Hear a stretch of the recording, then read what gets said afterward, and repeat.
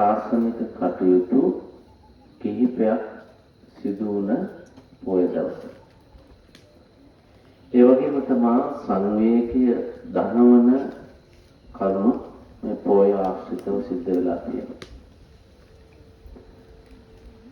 මේ දරුවෝ දන්නවා, මේ වැඩිහිටියෝ දන්නවා බුදුරජාණන් වහන්සේ ඇසලපුන් පොහොය දවසේ ධම්සක් ප්‍රවතුන සූත්‍ර දේශනා කරලා බරණස ඉසිපතන මිග ඒ කාලේ ශික්ෂාවක් විදිහට ඒක පැනවෙ නැතත් වැහි කාලේ ආරම්භයත් එක්ක ඒ මාස 4ක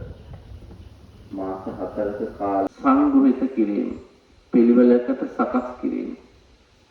ඒ අනුව තමයි දීර්ඝ වශයෙන් දේශනා කරපු දේශනා දීඝනිකාය විදිහට, මධ්‍යම ප්‍රමාණයෙන් දේශනා කරපු දේශනා මජ්ක්‍ධිම නිකාය විදිහට, ඊළඟට ආකොලා විදිහට, ඊළඟට ගාථා උදාන චිත්තක ආදී මෙන්න මේ දහම් කොටස්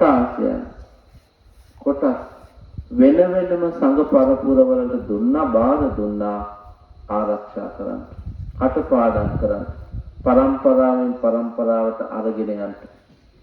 ඒ අනුව ආනන්ද මහරහතන් වහන්සේ බාරගත් දීඝනිකාය තමන්ගේ ශිෂ්‍යානුශිෂ්‍ය පරම්පරාව මේ ගංගාවල මෝඩිය වංශිකයෝයි මේ ශාක්‍ය වංශිකයෝයි ගහගන්න. ශ්‍රද්ධාවන්ත මෝඩිය කියලා කියනවා තමයි. ප්‍රඥාවන්ත තමයි ශ්‍රේෂ්ඨයි කියලා නෑ. යුද්ධ කරන්න හදද්දී ශ්‍රද්ධාව තමයි බුදුරජාණන් වහන්සේ දැන් ඇවිල්ලා ධර්මයේ දේශනා හැබැයි ශ්‍රද්ධාව ඇති කර ගැනීමට ඒ වෙලාවේ මේ බුදුරජාණන් වහන්සේට පැහැදිලා